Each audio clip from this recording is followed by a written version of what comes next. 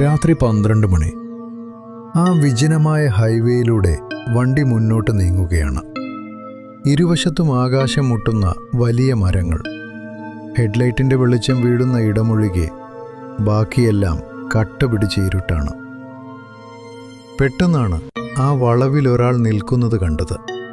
വെളുത്ത വസ്ത്രം ധരിച്ച ഒരു വൃദ്ധൻ. ഈ പാതിരാത്രിയിൽ, ഈ കാടിന് നടുവിൽ അയാൾ ആരെയാണ് കാത്തു നിൽക്കുന്നത്? വണ്ടി നിർത്തണ്ട എന്ന് കരുതിയതാണ്. പക്ഷേ എന്തോ ഒരു പ്രേരണയാൽ ബ്രേക്ക് അമർന്നുപോയി. അയാൾ പിൻസീറ്റിൽ കയറിയിരുന്നു. ഒന്നും മിണ്ടുന്നില്ല. വണ്ടി വീണ്ടും മുന്നോട്ട്. റിയർ വ്യൂ മിററിലൂടെ നോക്കിയപ്പോൾ അയാൾ തലതാഴ്ത്തിയിരിക്കുകയാണ്. അന്തരീക്ഷം പെട്ടെന്ന് തണുത്തുറഞ്ഞു. വണ്ടിക്കുള്ളിൽ ചീഞ്ഞളിഞ്ഞ ഏതോ ശവത്തിൻ്റെ ഗന്ധം പടരാൻ തുടങ്ങി. ഞാൻ അയാളോട് സംസാരിക്കാൻ ശ്രമിച്ചു. അപ്പൂപ്പ, എങ്ങോട്ടാണ് പോകേണ്ടത്? മറുപടിയൊന്നുമില്ല. ഞാൻ പതുക്കെ മിററിലൂടെ ഒന്നുകൂടി നോക്കി. എൻ്റെ ചോര മരവിച്ചുപോയി. സീറ്റിൽ ആരുമില്ല.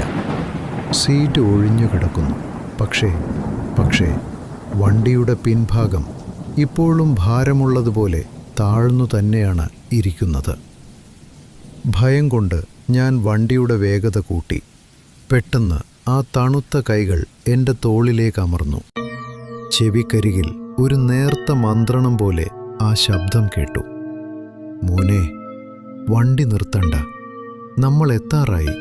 പക്ഷേ നീ തിരിച്ചു പോകുന്നത് നിന്റെ വീട്ടിലേക്കല്ല, എൻ്റെ അടുത്തേക്കാണ്.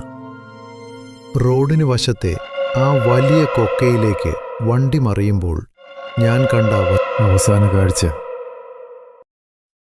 ആ വൃദ്ധൻ സീറ്റിലിരുന്ന് എന്നെ നോക്കി പൊട്ടിച്ചിരിക്കുന്നതായിരുന്നു. ഇന്നും ആ കാട്ടുപാതയിലൂടെ പോകുന്നവർ പറയാറുണ്ട്, ഇടയ്ക്കൊരു കാർ അവിടെ പ്രത്യക്ഷപ്പെടാറുണ്ടെന്ന്. ലിഫ്റ്റ് ചോദിച്ചു നിൽക്കുന്ന ഒരു വൃദ്ധനെ കാത്ത്.